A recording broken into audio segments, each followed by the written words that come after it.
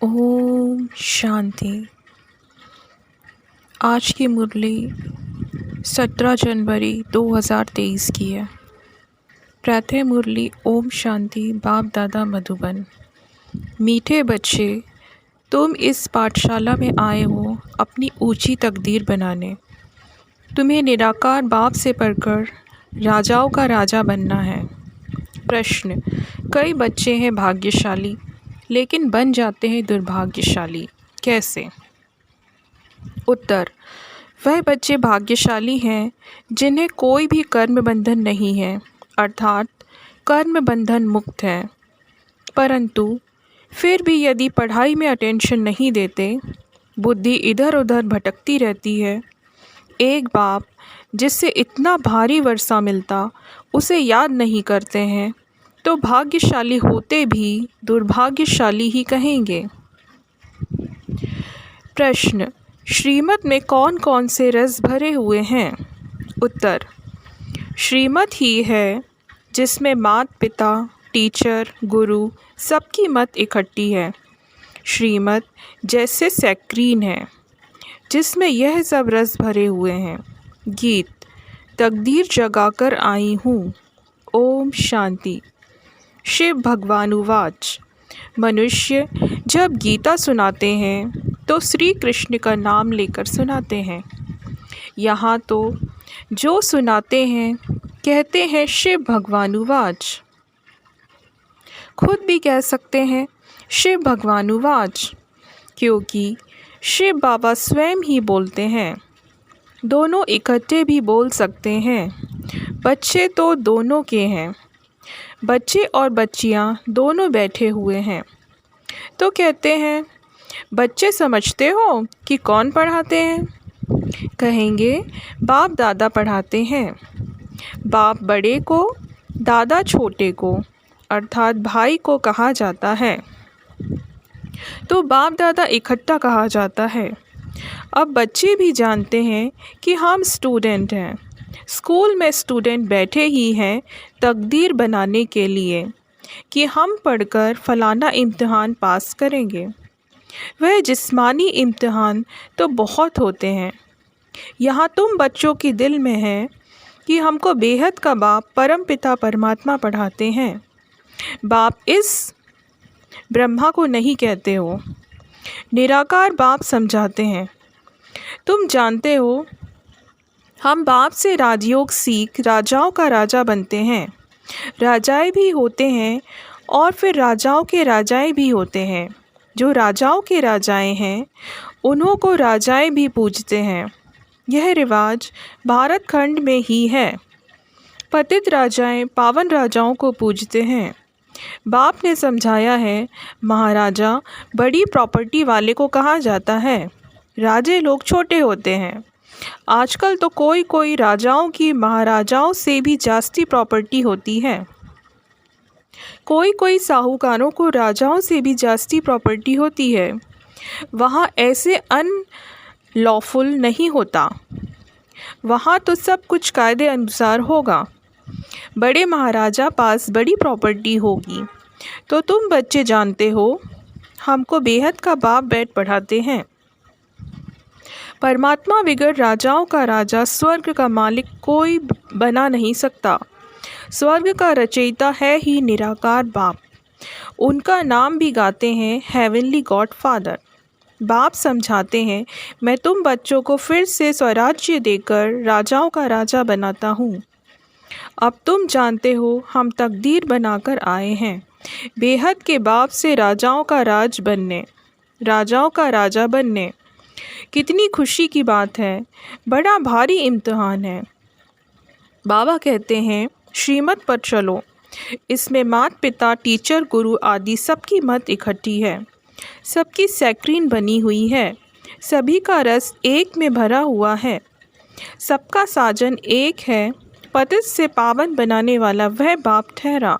गुरु नानक ने भी उनकी महिमा की है, तो ज़रूर उनको याद करना पड़े।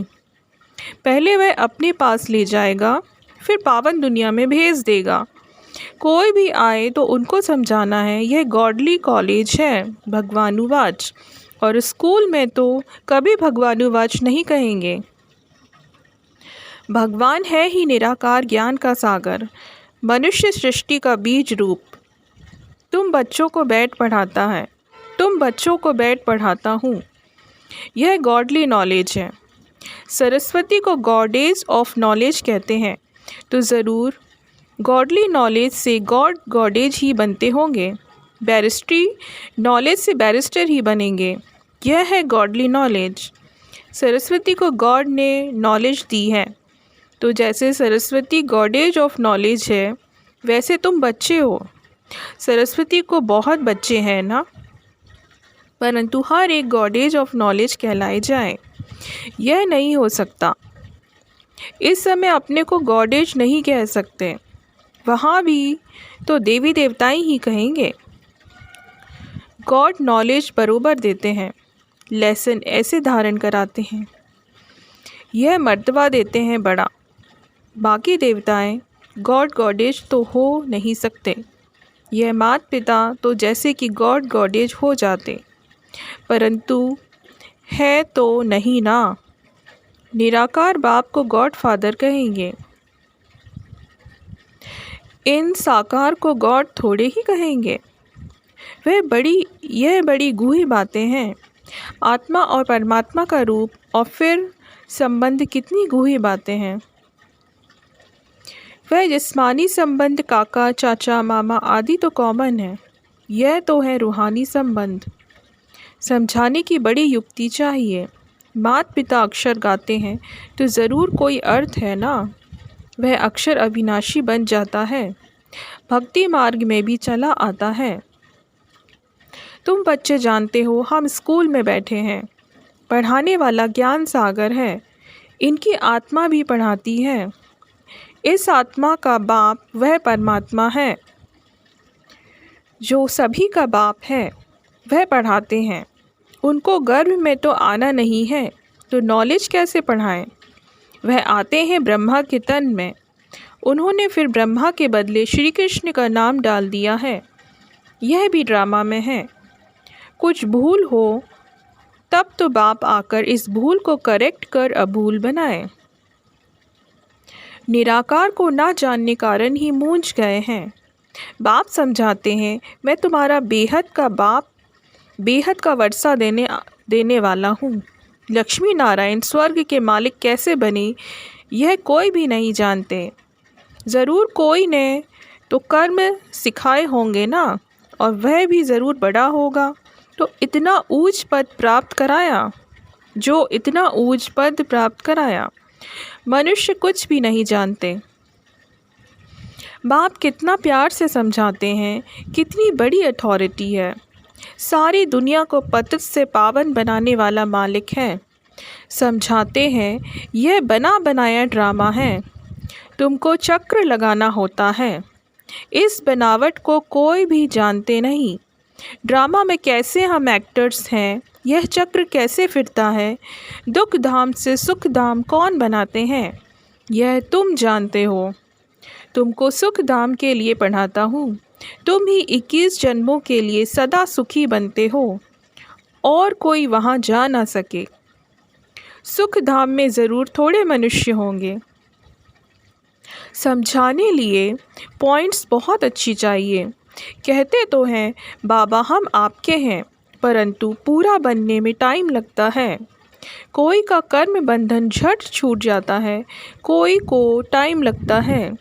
कई तो ऐसे भाग्यशाली भी हैं जिनका कर्म बंधन टूटा हुआ है, परंतु पढ़ाई में अटेंशन नहीं देते हैं, तो उनको कहा जाता है दुर्भाग्यशाली। पुत्र पौत्र धोत्र आदि में बुद्धि चली जाती है। यहाँ तो एक को ही याद करना है। बहुत भारी वर्षा मिलता है। तुम जानते हो हम राजाओं के राजा बनते हैं। पतित राजाएं कैसे बनते हैं और पावन राजाओं के राजा कैसे बनते हैं, वह भी बाप तुमको समझाते हैं। मैं स्वयं आकर राजाओं का राजा स्वर्ग का मालिक बनाता हूँ। इस राजयोग से वह पतित राजाएं तो दान करने से बनते हैं, उन्हों को मैं थोड़े ही आकर बनाता हूँ। वह बहुत दानी होते हैं। दान करने से राजाई कुल में जन्म लेते हैं। मैं तो 21 जन्मों के लिए तुमको सुख देता हूँ। वह तो एक जन्म के लिए बनते 100 भी पतित दुखी रहते हैं। मैं तो आकर बच्चों को पावन बनाता हूँ। मनुष्य समझते हैं सिर्फ गंगा स्नान करने से पावन बनते हैं। कितने धक्के खाते हैं, गंगा जमुना आदि की कितनी महिमा करते हैं। अब इसमें महिमा की तो बात ही नहीं। पानी सागर से आता है, ऐसे तो बहुत नदियाँ हैं। विलायत में भी बड़ी बड़ी नदियाँ खोदकर बनाते हैं। इसमें क्या बड़ी बात है। ज्ञान सागर और ज्ञान गंगाएं कौन है, यह तो जानते ही नहीं। शक्तियों ने क्या किया, कुछ भी जानते नहीं। वास्तव में ज्ञान गंगा अथवा ज्ञान सरस्वती यह जगदम्बा है। मनुष्य तो जानते ही नहीं, जैसे भील हैं, बिल्कुल ही बुद्धू, बेसमझ हैं। बाप आकर बेसमझ को कितना समझदार बनाते हैं। तुम बता सकते हो इन्हों को राजाओं का राजा किसने बनाया। गीता में भी है, मैं राजाओं का राजा बनाता हूँ। मनुष्य तो यह है जानते नहीं। हम खुद भी नहीं जानते थे। यह जो खुद बना था अब नहीं है, वही नहीं जानता तो और फिर कैसे जान सकते। सर्वव्यापी का ज्ञान में कुछ भी है नहीं। योग किसके साथ लगाएं, पुकारे किसको। खुद ही खुदा हैं, फिर प्रार्थना किसकी करेंगे। बड़ा बंडर है। बहुत भक्ति जो करते हैं उनका मान होता है। भक्त माला भी है ना, ज्ञान माला है रुद्र माला। यह फिर भक्त माला, वह है निराकारी माला। सभी आत्माएं वहाँ रहती हैं। उसमें भी पहला नंबर आत्मा किसकी है, जो नंबर 1 में आते हैं। सरस्वती की आत्मा व ब्रह्मा की आत्मा नंबर 1 पड़ती है।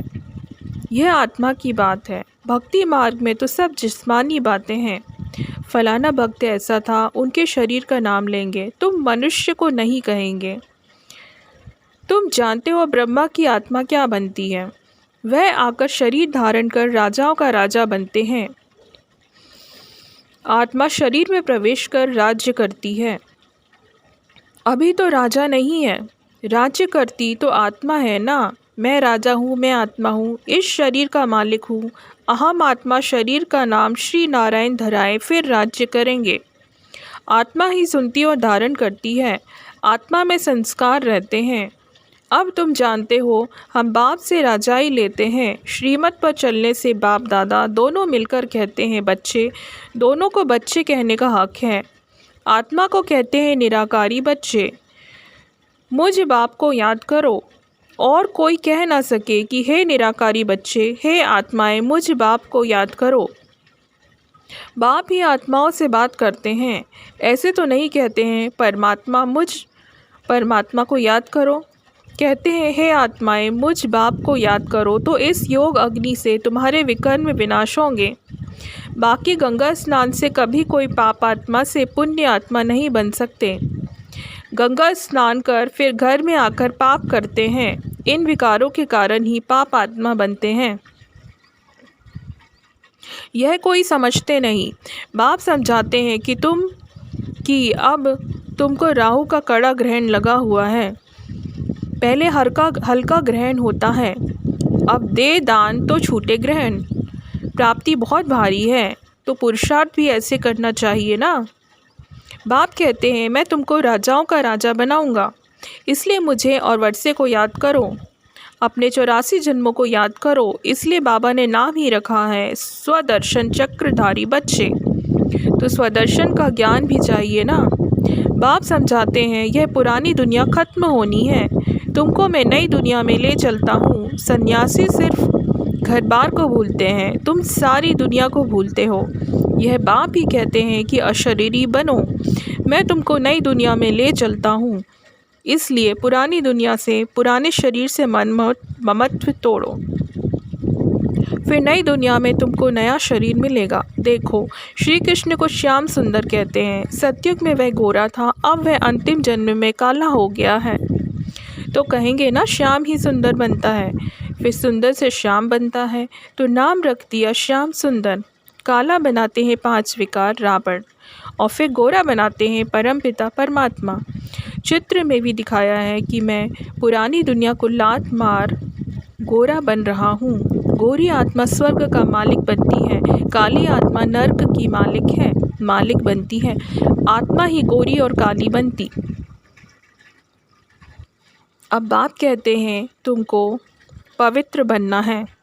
वह हठ योगी पवित्र बनने के लिए बहुत हठ करते हैं, परंतु योग बिगड़ तो पवित्र बन ना सके, या तो सजाएं खाकर पवित्र बनना पड़े। इसलिए बाप को क्यों ना याद करें और 5 विकारों को भी जीतना है। बाप कहते हैं यह काम विकार ही आदि मध्य अंत दुख देने वाला है। जो विकारों को नहीं जीत सकते वे बैकुंठ के राजा थोड़े ही बन सकते हैं। इसलिए बाप कहते हैं देखो मैं तुमको कितने अच्छे कर्म सिखाता हूँ। बाप टीचर सद्गुरु रूप में योग बल से विकर्म विनाश कराए विकर्माजीत राजा बनाता हूँ। वास्तव में सत्युग के देवी देवताओं को ही विकर्माजीत कहा जाता है। वहाँ विकर्म तो होते नहीं। विकर्माजीत संबत और विक्रम संबत अलग अलग हैं। एक राजा विक्रम भी होकर गया है और विकर्माजीत राजा भी हो गया है। अब हम अभी विकर्मों को जीत रहे हैं, फिर द्वापर से नए सिर विकर्म शुरू होते हैं। तो नाम रख दिया है राजा विक्रम। देवताएं हैं विकर्माजीत। अभी हम वह बनते हैं। फिर जब वाम मार्ग में आते हैं तो विकर्मों का खाता शुरू हो जाता है। यहाँ विकर्मों का खाता चुकतू फिर हम विकर्माजीत बनते हैं। वहाँ कोई विकर्म होते नहीं। तो बच्चों को यह नशा होना चाहिए कि हम यहाँ ऊंच तकदीर बनाते हैं। यह है बड़े से बड़े तकदीर बनाने की पाठशाला।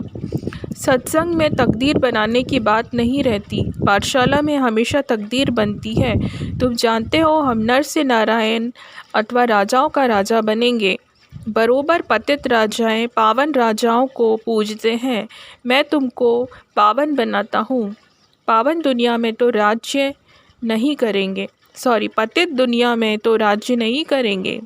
अच्छा, मीठे मीठे सिगिलते बच्चों प्रति माता पिता बाप दादा का याद प्यार और गुड मॉर्निंग।